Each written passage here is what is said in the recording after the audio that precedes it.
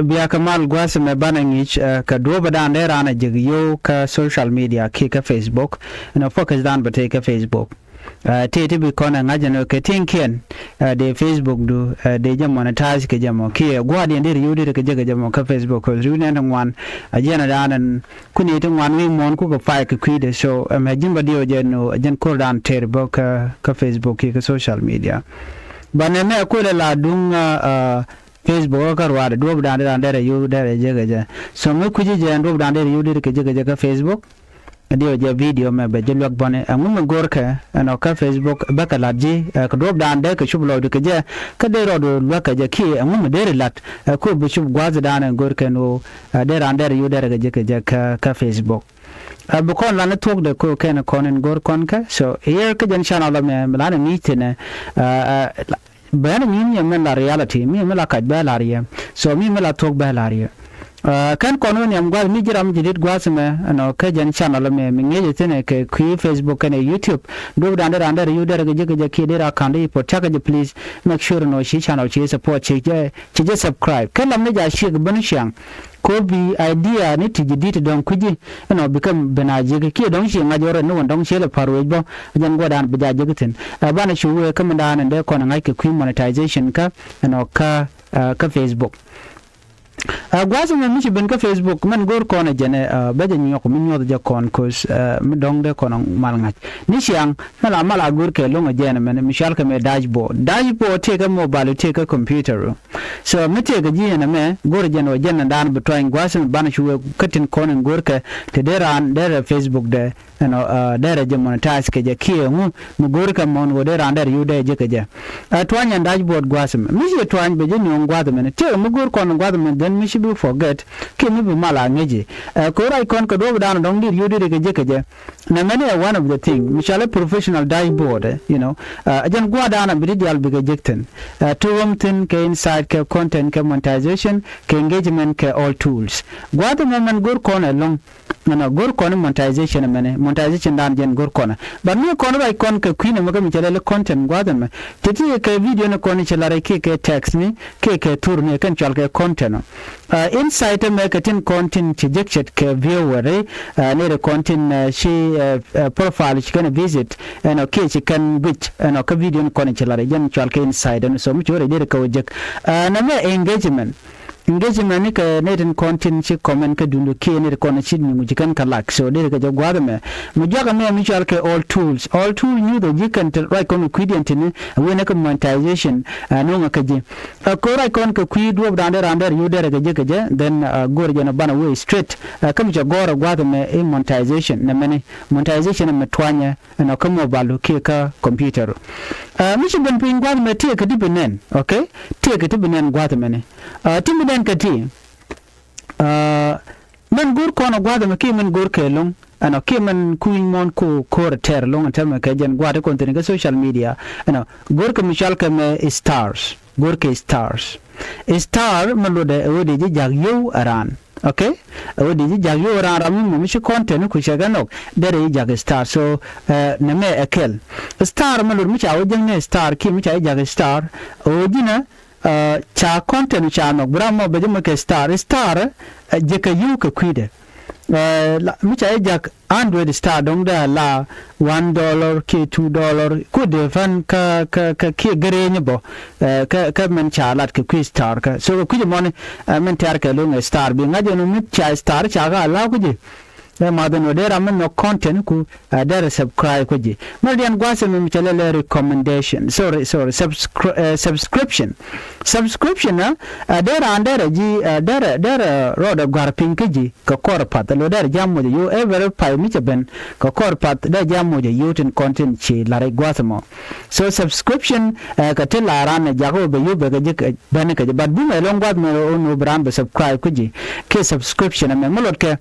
o mi cha content cha no de ke shi content shi no ko gor je no ru mi cha te ka video mi jedit ke video mpa mi cha la re da mal chu ko je jen la na gor no bangulel be gor no be subscribe ko be la ramanyam ko be content en ko la le be ga mal je ka pet jen do bodan en de je men den gwasme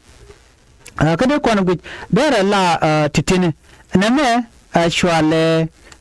content monetization. Now, again, very important part. Kiri diala kon lat kon gati. Content monetization part me again lene dial ka kwida. Again lene dial ka kwida.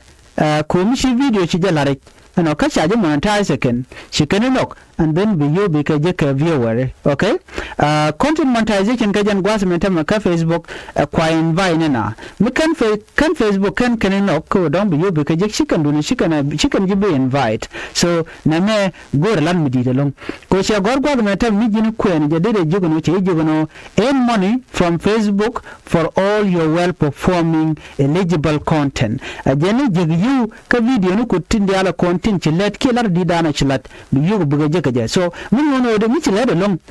be Facebook ba ji pay ka jan hard work mo but me can let ji Facebook che be pay so for that reason be content monetization bi je bi di let long ko ba dundu ba je kule lele ba je kule monetize ke ba ji invite a Facebook they don't just give monetization gor kano belet okay we can let tel do ba dundu ba je recommend ka je ke ba ji lo ka je no berama mo ke bi ji Facebook kan lo ko they can monetize. So remember, titi can very important thing. Right now, next move, janene. So men are not one right in Kabel or Yobo Guatame. Michu Gudina me took on monetization status. Name a issue. Fix it. Chaje no ko fix. Tell me be remember always. Jimmy jira mo guro be star be jig ba jaja ka yo. Gura no be subscribe ka jela subscription amene ko view ka jig ka gura jeno be content monetization be jig lo ba ji invite again. Te bulat. Te mutually content monetization issue. Ke dupin koni de ipino biyo biga jaga Facebook. And me adobe ni mbelari ko dong de roshum ko de chi de goro bi problem. Ke issue mi chene me bijek ke bi Facebook rule bi violate. Okay? Facebook rule ko de violate ke dupin one. Mi shi video mi je chi lare ba ji mu ka violation. But go me monetization issue go me la mala to ke je. Wo ji mi tika country mi cha no ko Facebook. Take a wit cha no ko Facebook. Asem bile de longo de kachi to waje nani cha no Facebook chi Facebook cha jam monetize. Okay, so Facebook la jam monetize and nini she requirement ya chigala let bedil to wani no keken no kay nyok birul bejazil bejadil lot. Okay, ko chi rule chi je violate manyam ti video mi je ki turu mi je chi je bulare. Okay, namo bela mo gwa kaje ba mi turu mi je ke text ki bi ko karan na chemu comment jimbo mala arabu comment ka dum rara ni comment by the way there's an issue there ko mi comment what will happen the Facebook pointer be ji gagrar be ngaje no ram me chello ni je no jen e belet ka Facebook cause ni jiram de company ni chi de le yar. Okay, so for that reason, the Facebook be gagrar kashi goro and wona more there to kaji. So Facebook for that reason goro jeno be motke because and then the Facebook be kula allow ko be monetization mo be jek. Man gur kono gwalen bu kono ngaje long wojin be del ngaje no be monetization me be zil fix okay, yemena not ma dong de lat gwas me be twan ya nen ma dan lero gwas me. Kwana ben gwaseme wa chana fix it me chana jetwan bukon men lariek ten bukon shugu jeno ngume lariek mishi gwaseme then bititi bikaguch kuantem right now monetization status jene gwada me chaje your profile lost access to some monetization tool can tool in content cha Facebook re cha yaramu ki erule den cha violate ajen goram benyo de gwaseme ne ko biya ko ngajeno ngume lerode profile user me yodo jaka ngishka jana magoro jana ben ya nyutin dial kon lat ko rodenten chana min we gwado men michi find out more me michi twan so gor jana bi find out more me bi twan de men michi twan gor jana bi twan michi twan gwaso me be jin non mandan le rode yes chako gwantama chakon nen gwado men mandan la rik bana jenen en wo me la rik ki rule dien cha violate ka jan Facebook men okay manyam your profile lost access to some monetization tools. Jajo gono chaje gagrar ko de dunde je monetize. Adobidien no gaka dunarar ka jemo and then bukona ngaj. God may take some rule to be respect. Chana you know what this mean? Following a rule for monetization can help prevent additional restrictions. Alam ni charo ore alaka lo chana go roba mistake beje mate wa dong chiri already cha dela to work Facebook da konta bi changa chiri to kende lo kami re bi ni de ki diere ni de. You can earn money from star right now. Chikana gagrar ke star chen de jakcha de jak star ko ko right tenen. You can earn money from subscription right now. Can you go me shad chiran beche de subscribe ka Facebook da bana ebel subscribe mandele ko subscription o burama mo majamo de yoko pa chen tera mo my content go me shebe subscribe ko cha le cha look ke cha restricted. Reason ko restricted je mu na bana je go them. Manyam why this happen ko men gore bangat lar wuli Facebook gore jeno brand baka gore cause there's a reason and anaga ka jira arkeje taji gagrar loro bang gagirar kum ke reason ko be gore and rule dan nungo gwatmeni so ni dinu wi gwatme dire je te mi chikana gore na mubi gwatmene ashi kon jogo no ne. Our technology detected that your profile is in a country where it can't monetize on certain product. Can you go profile take which are using the jitinta larno? Take a country which are monetized, which is a reason. That is a reason, 100% reason. A time which are profile charge monetizing for that reason. Monetization got a rule down to violate came what a corner year.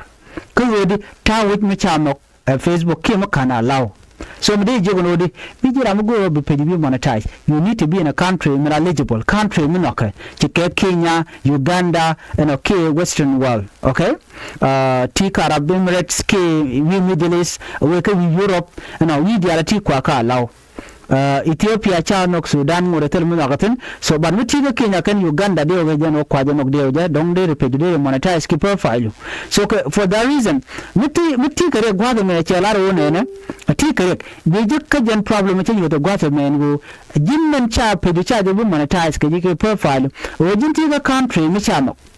ajan dan lero de nono telum de dien mu gor ka gwado me okay mu don de jogon way mun cha du mishalel gaje wonene la ja kam ke reason dan cha monetization du cha je no ko je aje Facebook for the reason gore jen ogin the problem to be fix and then ko be you be je by could recommend one last thing there la quick payment issue okay but when I think not the listen ala pay out akan gore je the deal take pay ada kan we do dien no mu kwa lao mu ko yoku go receive international okay mitele way out ke ran rar den madong de la issue ne but gore and oberan be look mitwe the dien miti chop ka chaji invite